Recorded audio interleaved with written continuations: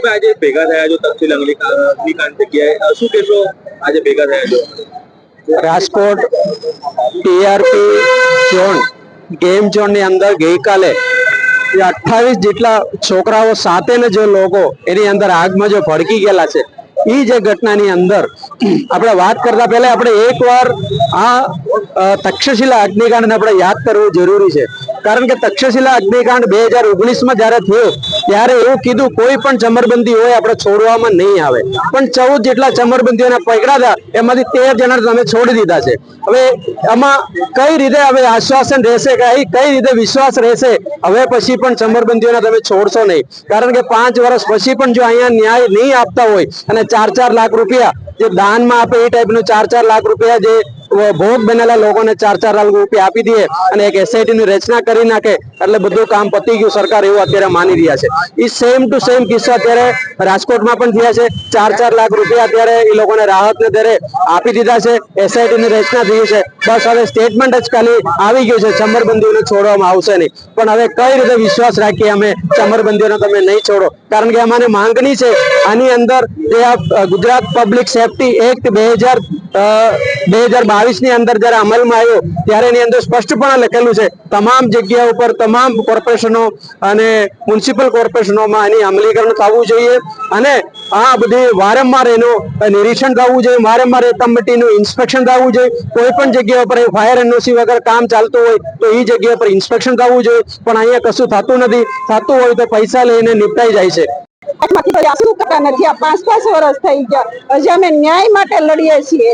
એ લોકો હજી અમને ન્યાય દેવા તૈયાર નથી એમ, તો આ ક્યાં લગી અમે લડીશું એમ?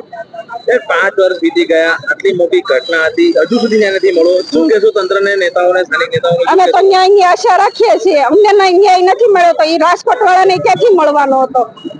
5 વર્ષ વીતી ગયા છે તક્ષશિલા અગ્નિકાંડને, શું કહેશો? અમે તો દુઃખની લાગણી અનુભવીએ છીએ. અમને તો આંખમાંથી આંસુ નથી. मैं जयसुख भाई गजेरा, जो ये तक्षशिला हादसा हुआ था उसमें मेरी बेटी गजेरा ग्रीष्मा थी, उसका पिता बोल रहा हूँ। क्या कहोगे रातों की घटना को लेकर? तक्षशिला अभी 2 दिन पहले ही हमने तक्षशिला में जो मृतक आत्माएं थी उसको श्रद्धांजलि दी थी और दूसरे दिन ही ये राजकोट वाली घटना सामने आई। तो आज 5 साल पूरा खत्म हुआ है, फिर भी अभी तक तक्षशिला का जो पीड़ित परिवार है उसको न्याय नहीं दिए पाए। तो इसके बाद में इतनी घटना घटित हो गई है जिसमें बेकसूरों की मौत हुई है। तो अभी राजकोट की कल एक घटना हुई, इसमें कल जैसा तक्षशिला में बड़ा वायदा मारे थे कि हम किसी को छोड़ेंगे नहीं, ये करेंगे वो करेंगे, कसूरवारों को सजा दिलाएंगे। आज 5 साल के बाद भी कसूरवारों को पकड़ा ही नहीं है, तो छोड़ने की बात ही कहाँ है? अभी तो हमको ऐसा लगता है न्याय तंत्र पे पूरा भरोसा उठ गया है, क्योंकि हमारे एक एक्टिविस्ट कार्यकर्ता है संजय भाई इजावा, उसने ह्यूमन राइट में कमीशन में अर्जी की थी।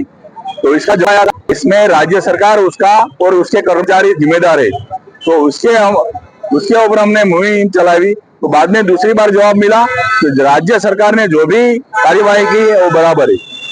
तो आज के पीड़ित परिवार कहाँ जाएंगे? वो ह्यूमन राइट कमीशन वो भी घूम जाता है। और हमारी अर्जी थी सेशन कोर्ट में, एक कोर्ट खास कोर्ट में चलाने का। तो कोर्ट में जज हमारी अर्जी को फेंक दिया और फास्ट कोर्ट में हमारा केस चला नहीं।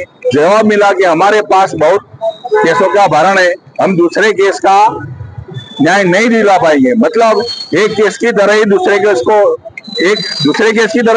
को लिया गया।